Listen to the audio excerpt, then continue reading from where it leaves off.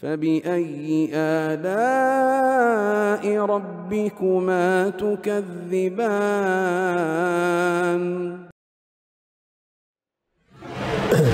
بسم الله الرحمن الرحيم. السلام عليكم ورحمة الله وبركاته.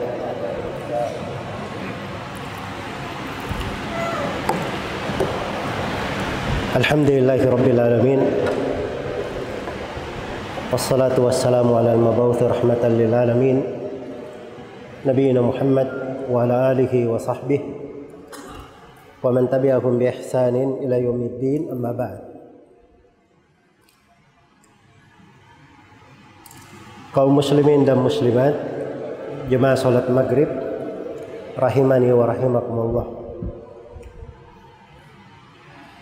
Ini pertemuan yang kedua dalam kajian kita membahas doa dan zikir yang dibaca di dalam salat. Penjelasan doa dan zikir yang dibaca di dalam salat.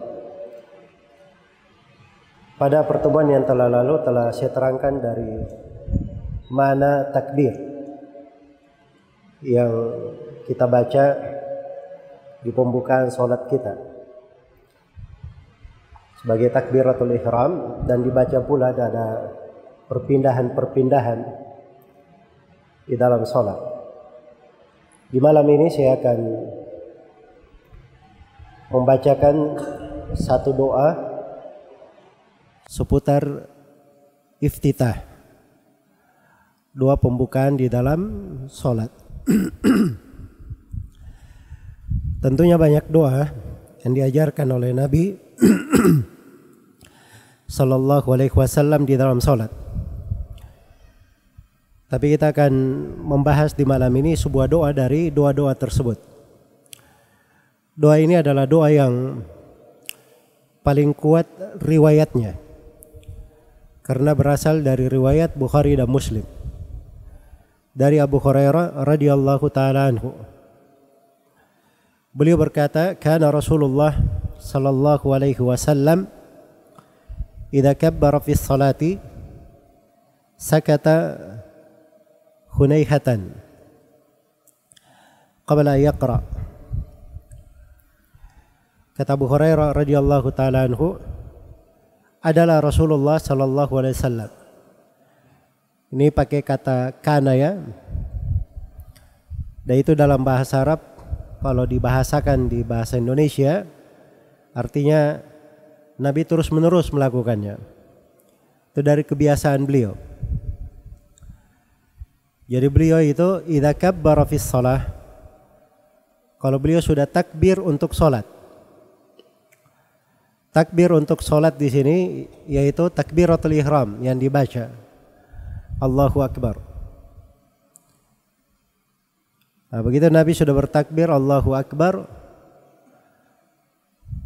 apa yang beliau lakukan? Kata Abu Hurairah, sakata hunaihatan. Beliau diam sejenak. Jadi begitu takbiratul ihram Allahu Akbar, tidak langsung membaca Al-Fatihah, tidak. Tapi beliau ada diam. Diam sebelum beliau membaca. Qabla yaqra. Dan ini kita petik darinya pelajaran para sahabat Rasulullah sallallahu alaihi wasallam itu, mereka teliti di dalam melihat kegiatan-kegiatan dan perbuatan Rasulullah sallallahu alaihi wasallam. Apalagi kalau terkait dengan salat. Di salat ini dilakukan 5 waktu. Disaksikan oleh kaum muslimin. Makanya Abu Hurairah itu melihat bagaimana cara salat Nabi sallallahu alaihi wasallam. Dan Nabi sallallahu alaihi wasallam telah berpesan kepada para sahabatnya, "Sallu kama ra'aitumuni usalli." Salatlah kalian sebagaimana kalian melihatku salat. Itu hadits Malik bin Al-Huwairits di riwayat Al-Bukhari. Jadi ini dari jasa para sahabat, mereka menukilkan kepada kita banyak ilmu. Karena itu para sahabat Rasulullah sallallahu alaihi wasallam adalah orang-orang yang Allah pilih untuk menemani Nabi Muhammad sallallahu alaihi wasallam, agar supaya mereka menghafal dari sunnah-sunnah dari agama yang mereka lihat, mereka dengarkan dari Nabi sallallahu alaihi wasallam, kemudian mereka sampaikan kepada umat. Maka Abu Hurairah bertanya, "Faqultu ya Rasulullah, bi abi anta wa ummi." Ya Rasulullah, dengan atau demi ayah engkau dan ibuku. Ini kalimat berjalan di orang Arab ya, mereka tidak memaksudkan sumpah. Tapi itu penegasan, maksudnya kalau ingin dia menegaskan sesuatu, dia ingin dia tunjukkan bahwa dirinya ini serius sekali dalam pertanyaannya, maka dia bahasakan seperti itu. Wahai Rasulullah, demi ayahku dan ibuku, atau demi ayah engkau dan ibuku. Ara'aita sukutaka baina takbiri wal qira'ah, ma taqulu? Tidakkah engkau melihat engkau diam antara takbiratul ihram dan membaca? Diamnya kamu ini, apa yang kau baca ya Rasulullah? Apa yang kau baca? Maka Nabi sallallahu alaihi wasallam mengajarkan doa iftitah. Bisa juga disebut doa istiftah. Itu dua-duanya benar dalam bahasa Arab. Dan dua-duanya datang di dalam bahasa hadits. Dikatakan doa iftitah dan dikatakan juga doa apa? Istiftah. Dua-duanya boleh. Apa yang beliau baca? Allahumma ba'id baini wa baina khataayaya kama ba'adta bainal masyriqi wal maghrib. Allahumma naqqini min khataayaya kama yunaqqa ath-thawbul abyadu minad danas. Allahumma ighsilni min khataayaya bil ma'i wath thalji wal barad.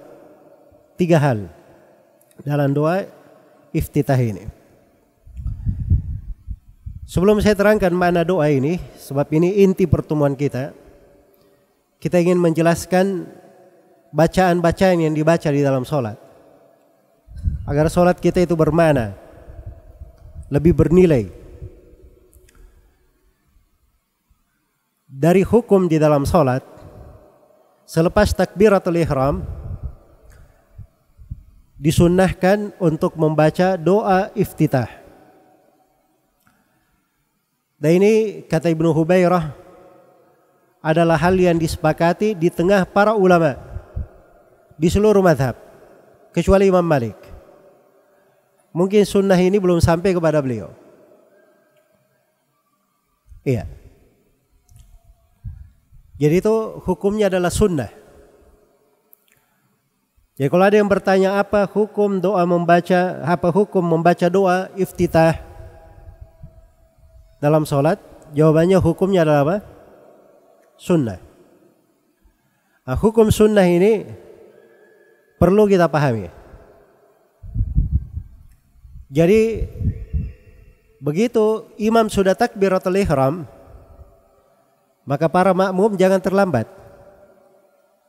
Dia hendaknya mengikuti imam dari awal takbiratul ihramnya,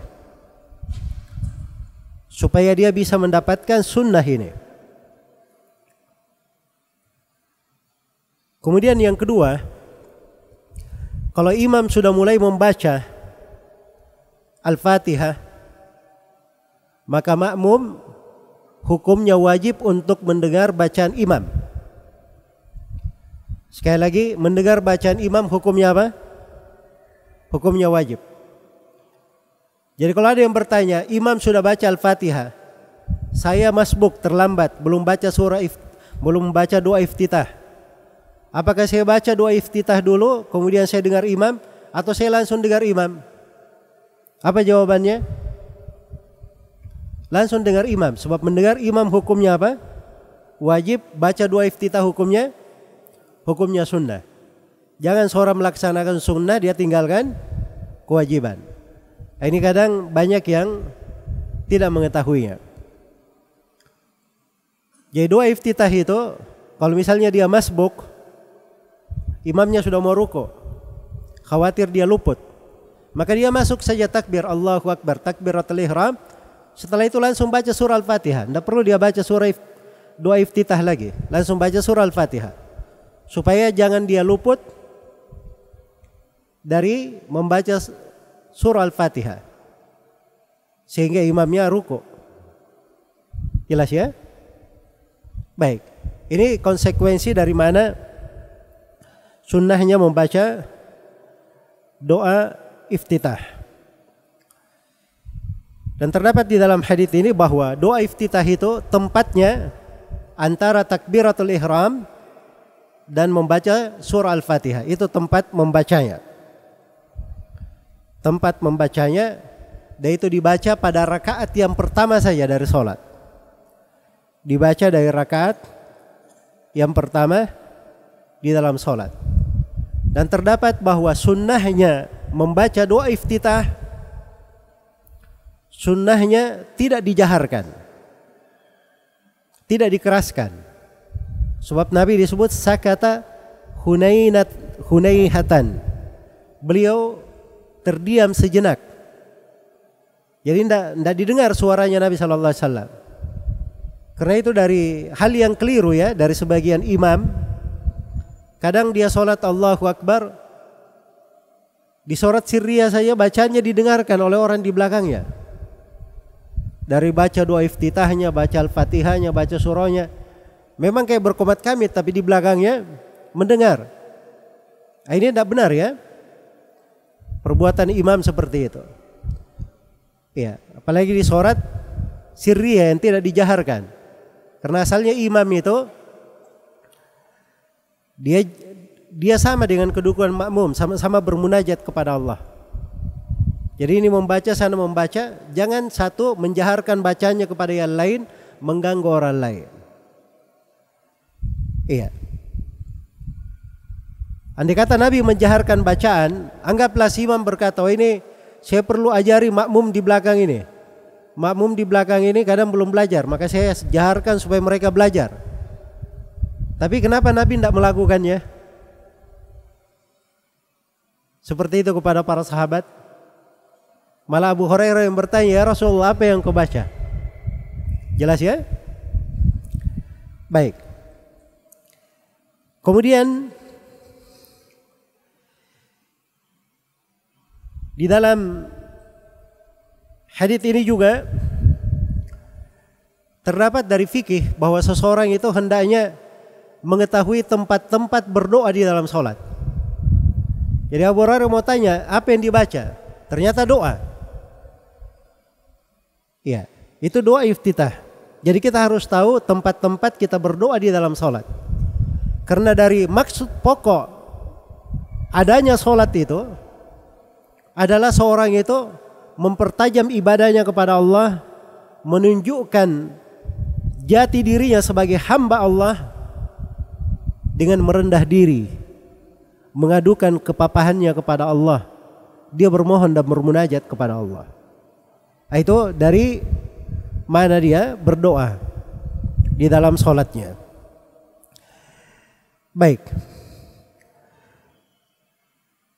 Kemudian di dalam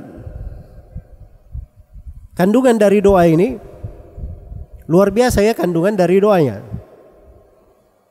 Allahumma ba'id baini wa baina khataayai kama ba'adta bainal masyriqi wal maghrib. Ya Allah, jauhkanlah antara saya dan antara dosa-dosaku sebagaimana Engkau menjauhkan antara timur dan barat. Allahumma naqqini min khataayaya kama yunaqqa ats-tsawbul abyadu minad danas. Ya Allah, sucikanlah saya, bersihkan saya dari dosa-dosaku sebagaimana baju putih dibersihkan dari kotoran.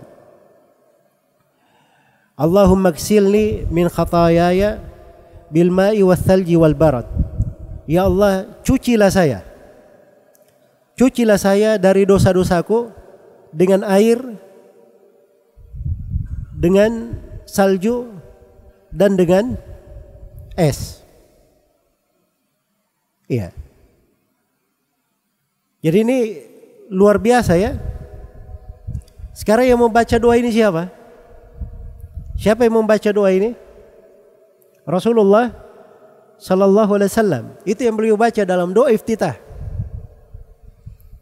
Dan ini memberikan kepada kita semua kaidah tetap di dalam beragama, bahwa seluruh makhluk ciptaan Allah semuanya adalah fakir kepada Allah. Semuanya adalah fakir kepada Allah, perlu kepada Allah. Apakah dia seorang nabi, apakah dia seorang malaikat, apakah dia seorang salih,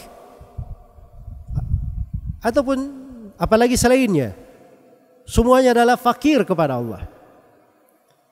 Ya ayuhan nasu antumul fuqara'u ilallah wallahu huwal ghaniyul hamid. Wahai sekalian manusia, kalianlah yang fakir kepada Allah, adapun Allah, Dia maha kaya lagi maha terpuji. Maha kaya lagi maha terpuji. Maka ini memberikan makna kepada kita bagaimana Rasulullah sallallahu alaihi wasallam beramal. Beliau sendiri memohon dengan doa yang agung ini. Dan dari hadis ini juga kata para ulama, ini dari fikih solat, supaya seorang paham apa makna solat yang dia lakukan. Ketika seorang itu sudah berdiri untuk solat, dia takbiratul ihram, maka ini posisi yang paling agung dan mulia, sebab dia sedang bermunajat kepada Rabb-Nya. Karena itu dimulai dengan permohonan dan berdoa kepadanya. Permohonan dan berdoa kepadanya. Makanya disyariatkan doa iftitah ini. Disyariatkan doa iftitah. Iya, dan saya akan terangkan ya bahwa doa iftitah yang diajarkan oleh Nabi itu ada beberapa doa. Dan ini salah satunya. Salah satunya. Menunjukkan bahwa perkara solat itu kebaikannya luas sekali. Makanya banyak pilihan doanya. Bisa dia ganti-ganti doa yang dia baca dari permohonan yang dia minta kepada Allah Subhanahu wa ta'ala. Iya. Dan dari pertanyaan Abu Hurairah tadi, bertanya, Rasulullah, saya lihat engkau diam, kayaknya membaca sesuatu, apa yang engkau ucapkan? Iya, itu kan gaya bertanya yang bagus ya. Itu namanya adab. Adab. Dan seorang yang beragama itu, belajar agama, itu diketahui dia belajar dengan adabnya. Dia punya adab dan etika ketika dia bertanya. Ada cara dia membahasakan. Dia tahu kapan dia bertanya kepada guru dan seterusnya. Baik, saya akan fokus kepada doa yang diajarkan ini, doa iftitahnya. Gimana, doanya sudah dihafal atau belum? Hah? Ini doa yang paling kuat riwayatnya ya, karena ini di riwayat Bukhari dan Muslim. Kita akan baca nanti doa-doa di riwayat yang lain. Kalau di SD dulu saya ingat, itu memang di mazhab Imam Syafi'i, kita diajarin doa panjang. Diajari doa lebih panjang daripada ini. Iya. Kita akan bahas doanya juga nanti pada tempatnya. Tapi bersamaan dengan itu kita juga dulu hafal. Dan masih SD ya. Ini doa ringkas paling pertengahan. Allahumma ba'id baini wa baina khatayaya. Ya Allah, jauhkanlah antara saya dan dosa-dosaku. Ini yang menyebut dosa-dosaku siapa? Nabi SAW. Pertanyaannya, Nabi punya dosa-dosa? Ini letak silang pendapat di tengah para ulama. Walaupun mereka semua sepakat bahwa dosa besar itu tidak mungkin, mustahil Nabi jatuh di dalam apa? Dosa besar. Baik, kalau begitu apa tafsir dari dosa di sini? Sebagian ulama dia mengatakan bahwa ini terkait dengan dosa-dosa umatnya, disandarkan kepada beliau karena banyaknya beliau memikirkan hal itu terhadap umatnya. Tapi ini pendapat tidak begitu kuat ya, karena di banyak riwayat bahkan ayat-ayat menunjukkan penetapan hal itu. Misalnya alam nashrah laka sadrak wa wada'na anka wizrak. Disebutkan dari nikmat Allah kepada nabinya digugurkan dosanya, kesalahannya. Alladzi anqadha dhahrak, yang memberatkan punggungmu. Liyaghfira lakallahu ma taqaddama min dzambika wa ma ta'akhkhar. Di ayat yang lain supaya Allah ampuni untuk engkau apa yang telah lalu dari dosamu dan apa yang akan datang. Iya. Jatuh di dalam dosa kecil itu lumrah, tabiat manusia, tidak ada yang lepas dari apa? Kesalahan. Karena itu Nabi SAW terjadi pada beliau dari kekurangan yang menimpa umumnya manusia, itu ada hikmah Allah di belakangnya. Contoh, kepada siapa Al-Quran ini diturunkan? Saya mau tanya, Al-Quran diturunkan kepada siapa? Kepada Nabi Muhammad SAW. Tapi bersamaan dengan itu Nabi SAW pernah sholat, sebagian ayat samar bagi beliau, tidak diingatkan oleh Ubay bin Ka'ab di belakangnya, dari ahli penghafal Al-Quran di kalangan sahabat. Maka Nabi berkata kepada Ubay, wahai Ubay, kenapa kamu tidak ingatkan saya tadi? Jelas ya? Nabi pernah sholat 2 rakaat sholat asar. Iya, sholat 4 rakaat. Baru 2 rakaat beliau sudah salam, pergi duduk. Datang sahabat berkata, ya Rasulullah, saya nggak tahu apakah sekalian sholat ini sudah berubah hukumnya menjadi 2 rakaat atau engkau lupa. Kata Nabi SAW, hukumnya tidak berubah dan saya juga tidak lupa. Saya juga tidak lupa.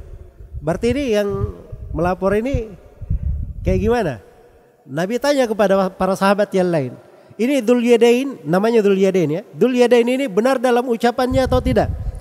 Maka para sahabat yang lain berkata, benar ya Rasulullah, engkau baru sholat 2 rakaat. Maka Nabi SAW akhirnya berdiri sholat 2 rakaat, mengimami para sahabat. Setelah itu beliau salam. Setelah salam beliau sujud sahwi 2 kali. Setelah itu beliau salam lagi. Jelas ya? Kalau Nabi tidak lupa, bagaimana kita tahu syariat sujud sahwi? Ya kan?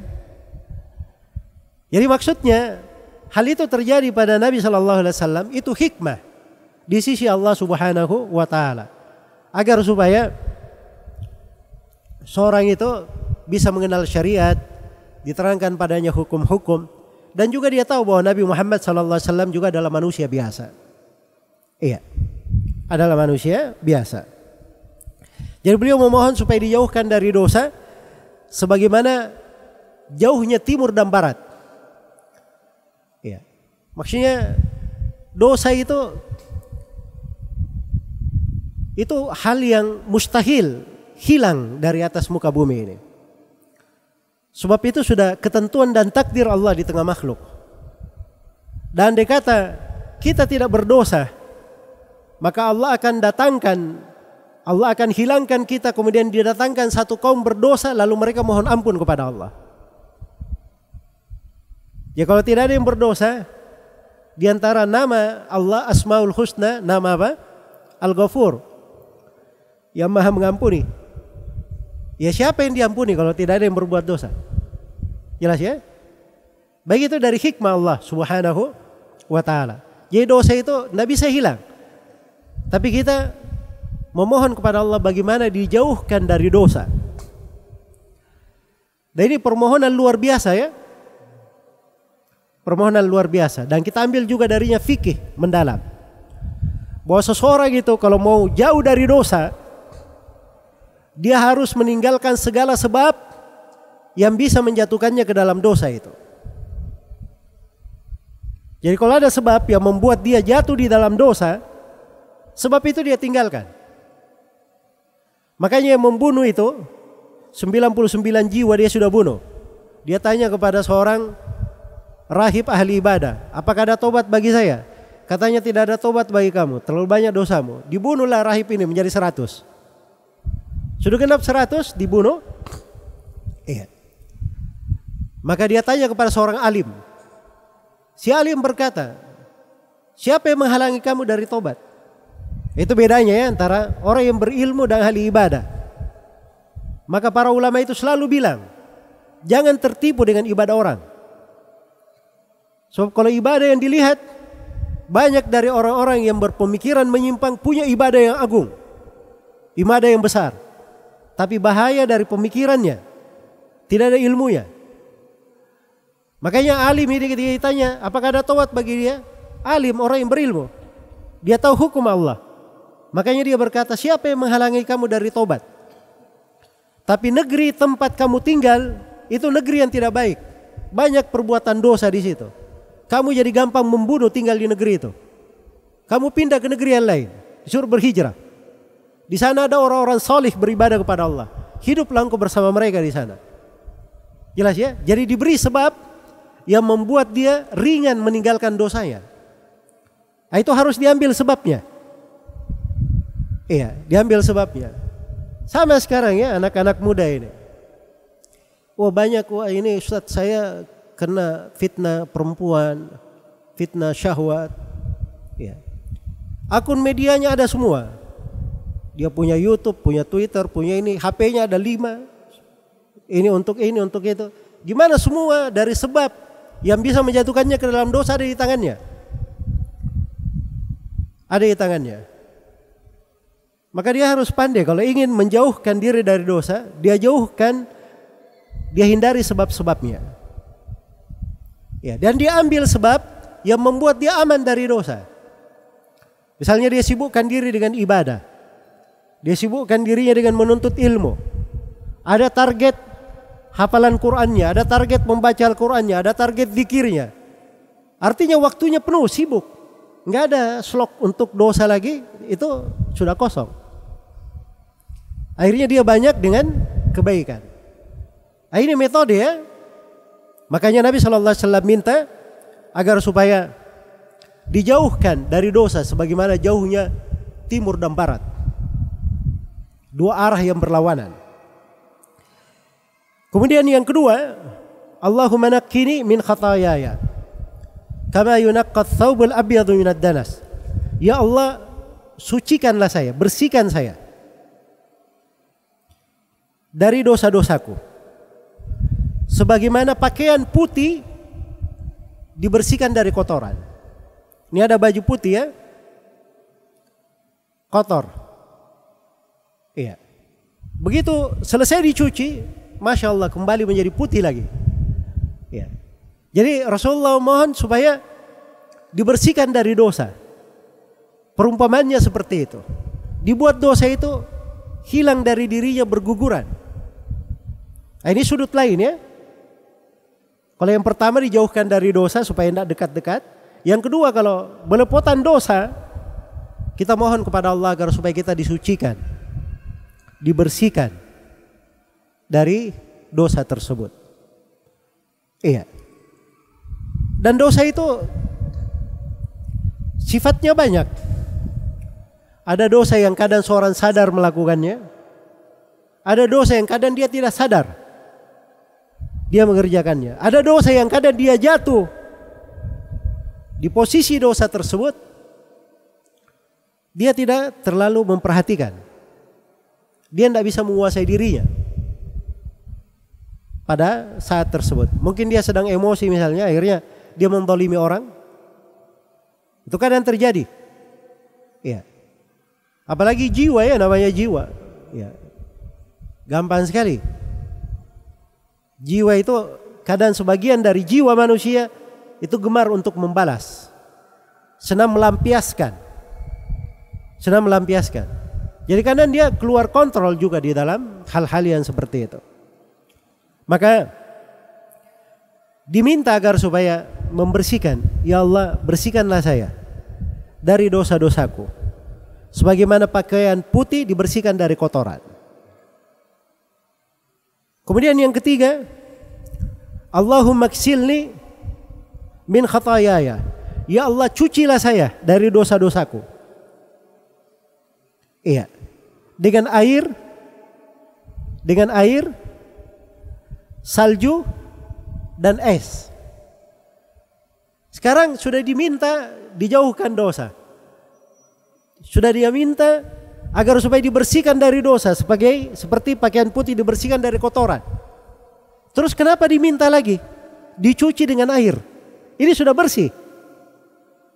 Kemudian dicuci dengan air, dengan salju dan dengan es. Kenapa?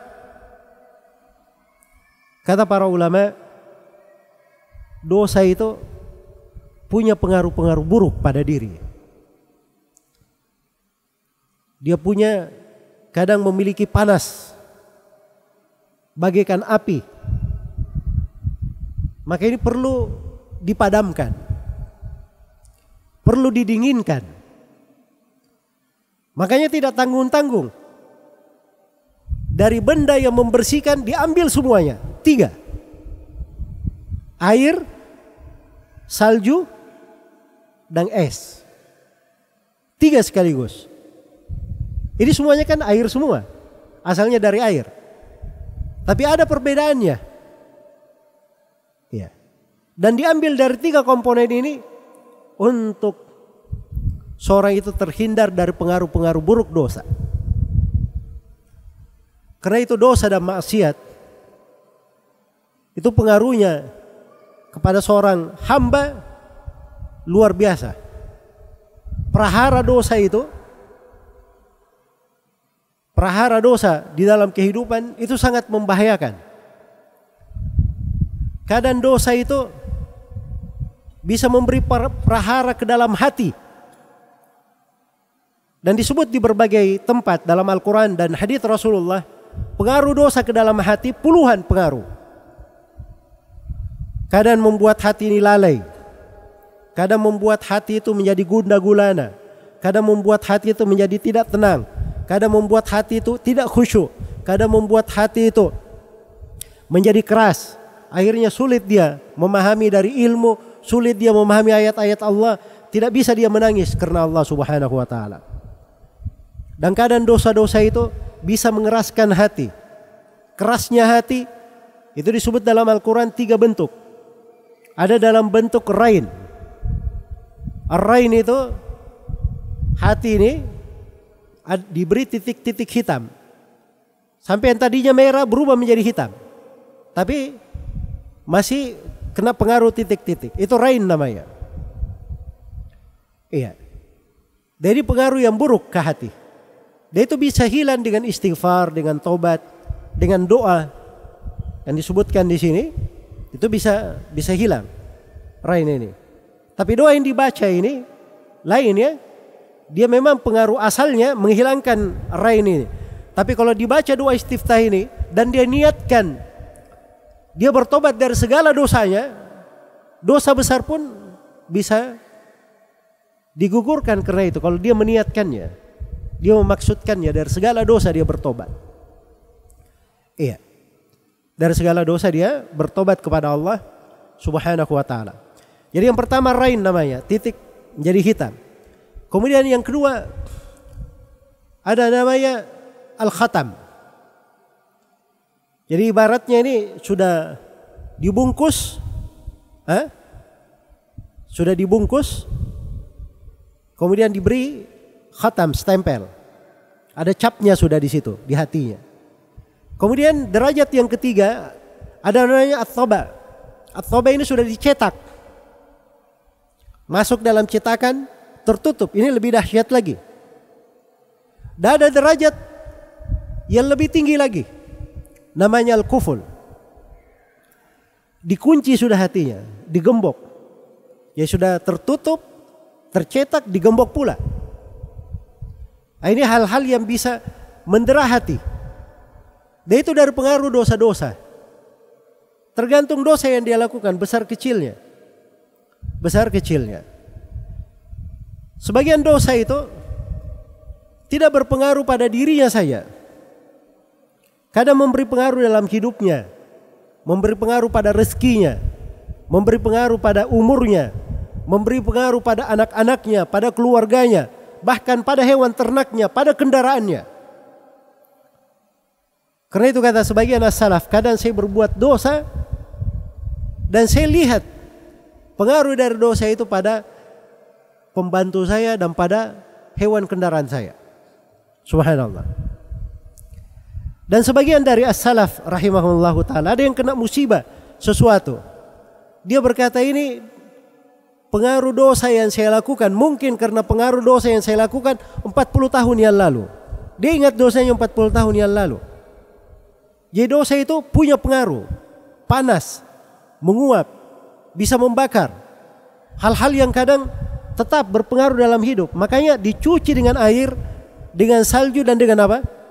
Dengan es, supaya betul-betul padam.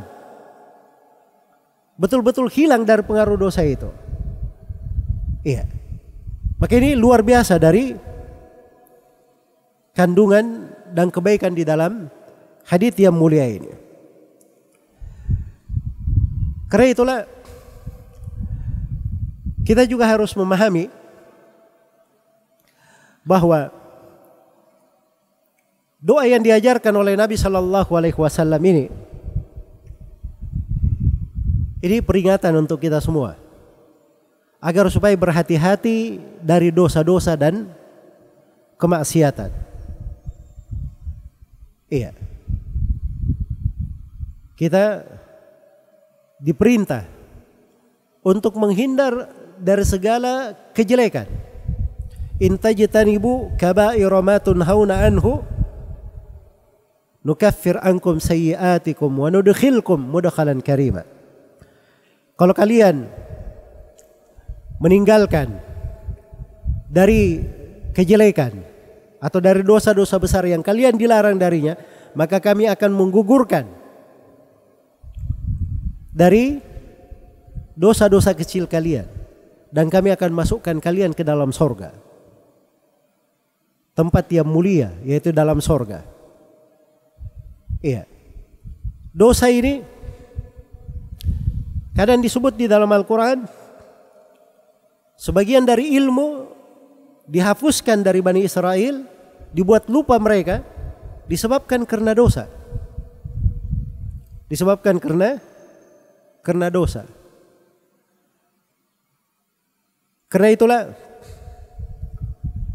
kita perhatikan dengan seksama makna hadits yang agung ini dan bagaimana Rasulullah Sallallahu Alaihi Wasallam mengajarkan kepada kita semuanya agar supaya kita selalu bermohon kepada Allah Subhanahu wa taala dihindarkan dari dosa-dosa dan kesalahan.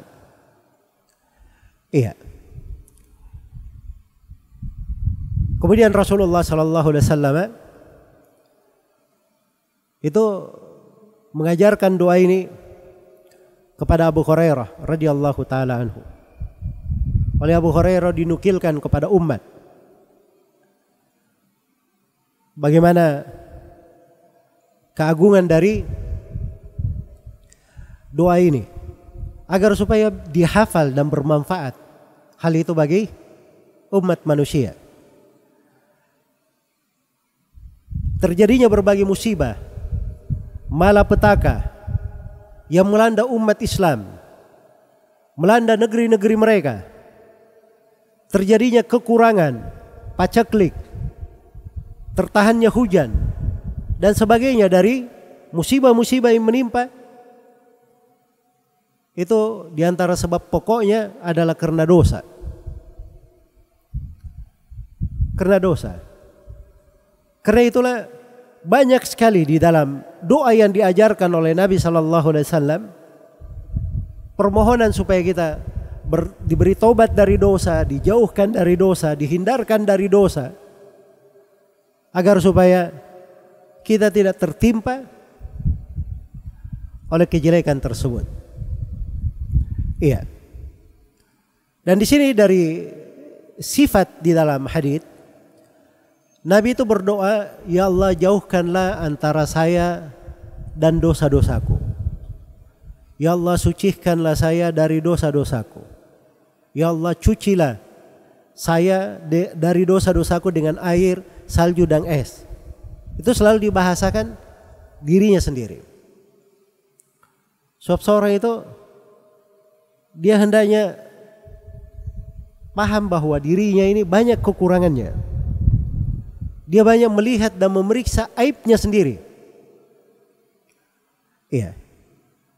Karena itu dikatakan di dalam Al-Quran, ya ayyuhalladzina amanu alaikum anfusakum la yadurrukum man dhalla idza ihtadaitum.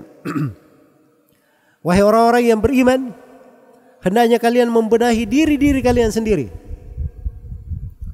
Tidak membahayakan kalian orang yang tersesat sepanjang kalian di atas hidayah. Sepanjang kalian di atas hidayah. Maka ini harusnya kita perbaiki. Karena banyak dari musibah yang menimpa, kadang kita hanya melihat hal yang terjadi di kasat mata saja. Oh, ini siapa yang menyebabkan saya kena musibah ini? Saya kena musibah. Ada orang misalnya bangkrut disebabkan karena ada si fulan misalnya yang menyebabkan terjadinya kerugian untuk dia. Ada orang yang misalnya patah kakinya karena si fulan menabrak dia. Dia selalu ingat ke orang lain. Manusia itu kan sebab-sebab yang Allah jadikan sebagai sebab dia tertimpa musibah. Baik itu musibah menimpa kamu, apa sebabnya? Iya. Makanya pelajaran berharga di perang Uhud itu diabadikan dalam Al-Quran. Ketika para sahabat mengalami kekalahan, awalamma asabatkum musibah wa qad asabatum mithlaiha qultum anna hadha. Ketika kalian tertimpa oleh musibah, padahal sebelumnya kalian sudah menang 2 kali sebelumnya, tiba-tiba kalian berkata, kenapa bisa kita dapat kekalahan ini? Maka Allah firman kepada para sahabat, ingat, ini firman Allah bukan kepada manusia biasa. Ini kepada para sahabat Nabi SAW. Qul huwa min indi anfusikum. Katakanlah, musibah itu menimpa kalian itu disebabkan karena diri-diri kalian sendiri. Diri-diri kalian sendiri. Maka kita perbaiki diri kita. Kita benahi diri kita. Ya, kita lihat apa yang kurang. Dan kita berusaha membenahi dari kekurangan-kekurangan tersebut. Nah, itu cara yang benarnya di dalam memperbaiki keadaan dan kondisi. Iya. Kemudian dari doa ini juga terdapat di dalam hadits yang saya bacakan tadi, itu terdapat bagaimana pengajaran Nabi dengan doa itu bukan hanya dari Al-Quran saja, tapi beliau juga ajarkan doa-doa dari hadits-hadits, dari sunnah-sunnah. Karena doa yang berasal dari Nabi SAW, dari wahyu, itu lebih bermanfaat, lebih luas kandungannya, lebih dalam maknanya, dalam sekali maknanya. Makanya kita berusaha kalau ada doa yang berasal dari Nabi SAW, kita berusaha agar supaya doa itu kita hafalkan, kita membacanya, jelas ya. Dan seluruh keperluan manusia, apapun keperluannya, itu kalau dia hafal dari doa yang diajarkan dalam Al-Quran dan Sunnah Nabi SAW, itu sudah tercakup di dalamnya. Dan juga dari hadits ini Dari pelajaran yang kita harus pahami dari doa, ini kan minta untuk dibersihkan dari dosa, dihindarkan dari dosa dengan 3 permohonan. Semuanya terkait dengan dosa. Yang pertama, dijauhkan dari dosa sejauh timur dan barat. Yang kedua, disucikan dari dosa, sebagaimana baju putih dibersihkan dari kotoran.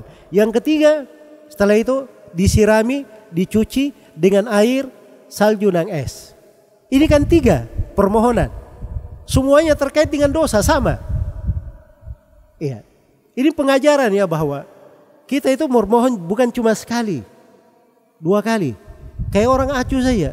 Ya Allah, ampunilah dosa-dosaku. Selesai. Ya.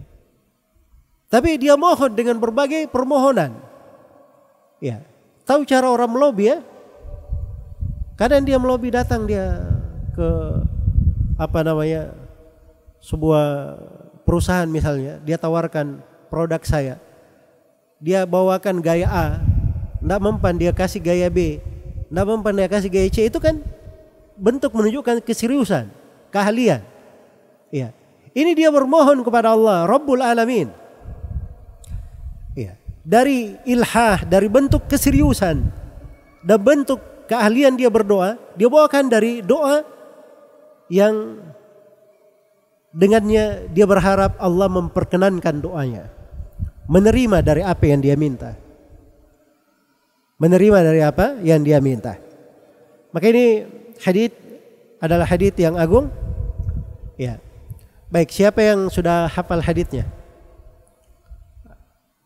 Ada yang sudah hafal doanya yang kita baca ini? Allahumma ba'id baini. Coba kita baca bersama. Allahumma ba'id baini wa baina khataayaya kama ba'adta bainal masyriqi wal maghribi. Allahumma naqqini min khataayaya kama yunaqqa ath-thawbul abyadu minad danas. Allahumma ksilni min khataayaya bil ma'i wath thalji wal barad. Baik, ini mungkin yang bisa disampaikan untuk pertemuan malam hari ini. Sudah masuk waktu sholat isya. Semoga apa yang kita dengarkan bermanfaat untuk kita semua, dan saya berterima kasih atas perhatiannya dan mohon maaf atas segala macam kekurangan. Subhanakallahumma wa bihamdik asyhadu an la ilaha illa anta astaghfiruka wa atubu ilaik. Walhamdulillahi rabbil alamin. Dan saya tutup dengan doa yang dibaca oleh Nabi di akhir majelis. Allahumma inna nas'aluka min khasyatika ma tahulu bainana wa baina ma'asik, wa min ta'atika ma tuballighuna bihi jannatak, wa min al-yaqini ma tuhawwinu bihi alaina masa'ibad dunya, wa matti'na Allahumma bi asma'ina wa quwwatina wa absarina ma ahyaytana waj'alhu al-waritha minna waj'al tha'rana 'ala man zalamana wansurna 'ala man adana wa la taj'al musibatana fi dinina wa la taj'al ad-dunya akbar hammina wa la mablagha ilmina ولا تسلط علينا من لا يرحمنا برحمتك يا أرحم الراحمين. سبحانك اللهم وبحمدك أشهد أن لا إله إلا أنت أستغفرك وأتوب إليك والحمد لله رب العالمين والسلام عليكم ورحمة الله وبركاته.